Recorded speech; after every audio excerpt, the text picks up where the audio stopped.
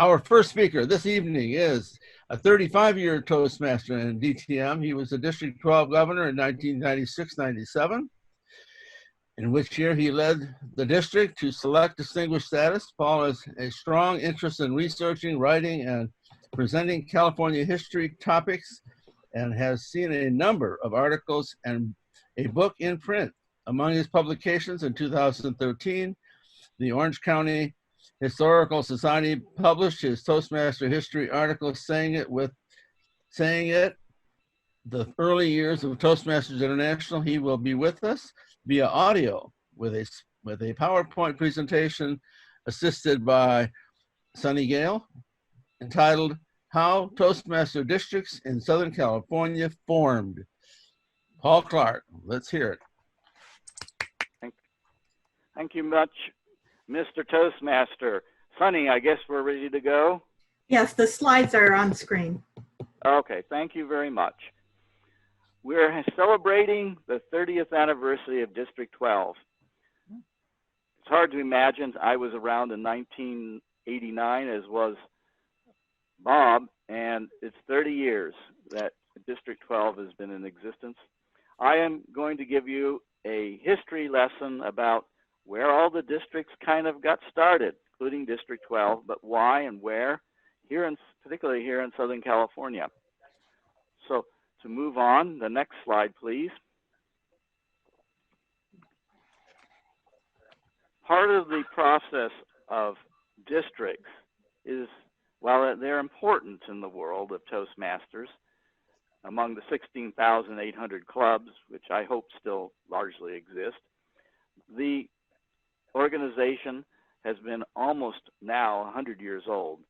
But one of the key components of supporting the most important thing in Toastmasters, that is, the individual members and the individual clubs, are the districts themselves. Next slide, please.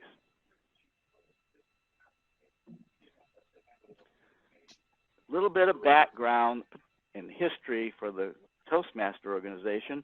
We start with Ralph Smedley, our founder, born in Illinois.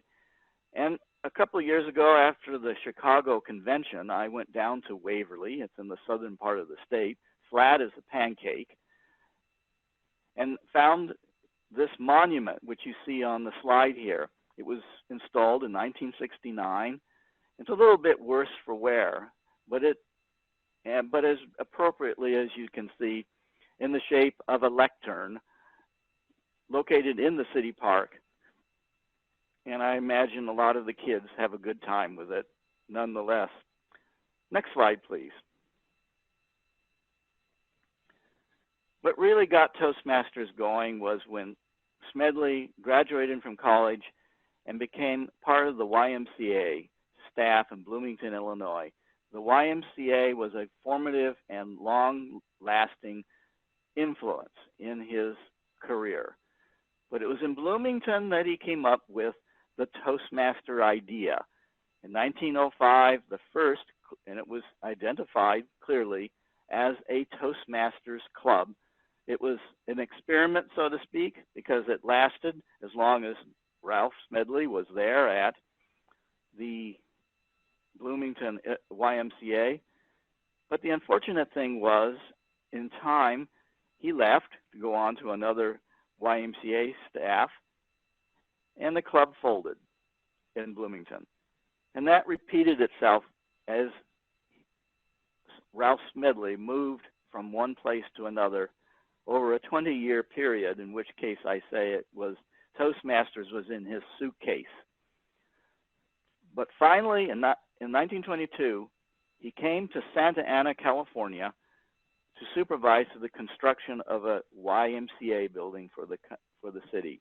Next slide. This was completed in 1924. The building still stands in downtown Santa Ana near the county courthouse. And I encourage you to drop by it if you're in the area. You can't go in it, by the way, but it's a good place for a photo op on the outside. Next slide. I'm at Smedley becomes a civic leader. And obviously he drew attention to himself. He became a permanent leader, supervisor of the new YMCA organization in Santa Ana. He stayed there professionally for about 20 years. And to show he was well regarded in the community, having built the Y. And this cartoon depicts that.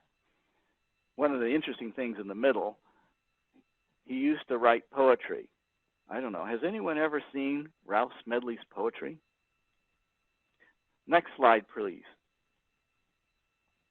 Naturally enough, he, like he'd been in the past, formed a club in Santa Ana. And this was in October 1924.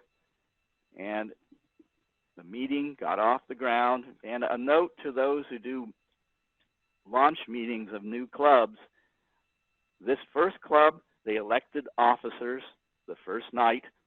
I recommend that something like that be done at every launch meeting of a new club, and following Ralph Smedley's example here. But that club is important, which I'll get into later. Next slide. The number of clubs began to grow from Santa Ana to Anaheim to Ontario to Los Angeles.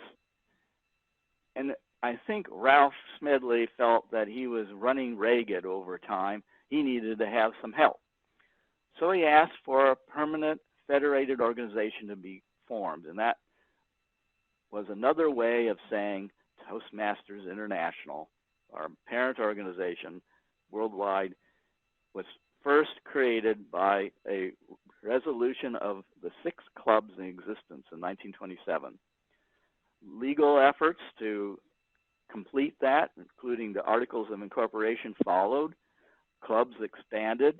And you'll note on this slide, Toastmaster magazine first appeared in 1933. The first issue is shown there. Next slide. Well, as you know, clubs began to develop, and it began to become a bit tiresome since it was largely a volunteer organization, or entirely a volunteer organization, I should say. Back in those days, they needed support. They needed infrastructure to keep things going, to support the individual members in the clubs. So in 1935, TI board created the first districts. 2 were created, and one that is important to us this evening was the Southern California District Number 1. In later years, others were created, as you can see. Next slide, please. By the early 1940s, much the same issue occurred in District Number 1, like too many clubs, we need to divide, we need to get more help going on here. And they needed to create two new districts. But a big argument arose. I mean, who would get to keep the name Number 1? Everyone wants to be Number 1, isn't that true? Well, the argument was settled by creating one of the 2 new districts, giving it the name the Founders District. And it is the only district in the world that has a name. And the reason it's a Founders District is, of course, within that district, which is today as Southern Orange County, the organization was first founded. Club Number 1, which still exists, is among the clubs in the Founders District.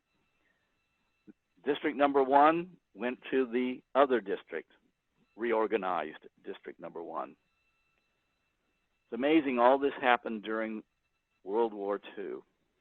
Next slide. This gives you a good idea of the scope of that original District Number 1.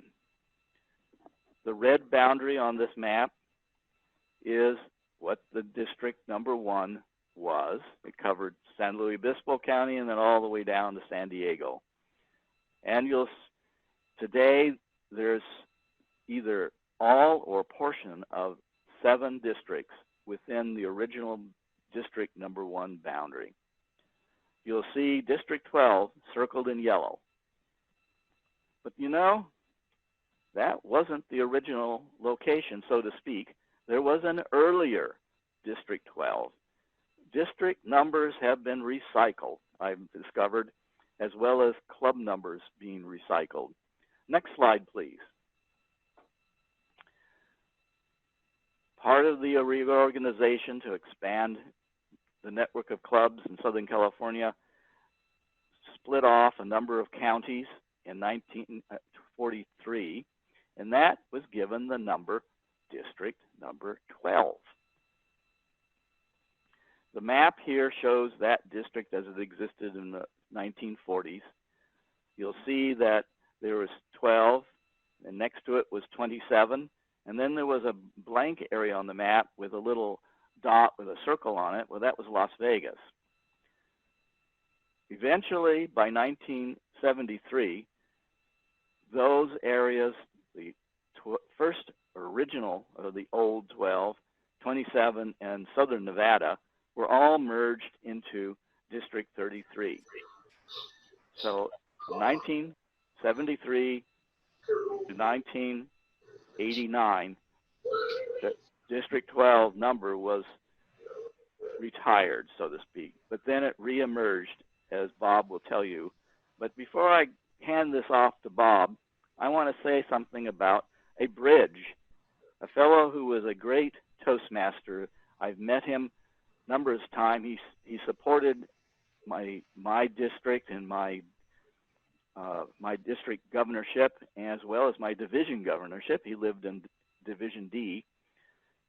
He was the district governor in the original District 12. He lived, by the way, in Ridgecrest. So maybe he's kicking around up there with all these earthquakes going on up there. I don't know.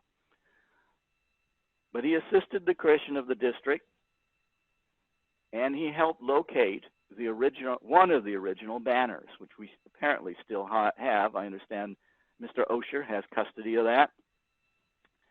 And neither confirm nor deny. Confirm or deny. Well, it's one of the mysteries. He was past district governor in our new District 12, and he held that, supported us until 2003 when he passed away. He stands as a bridge and a support between the old and the new. I now conclude my presentation and pass this now on to Bob Palmer.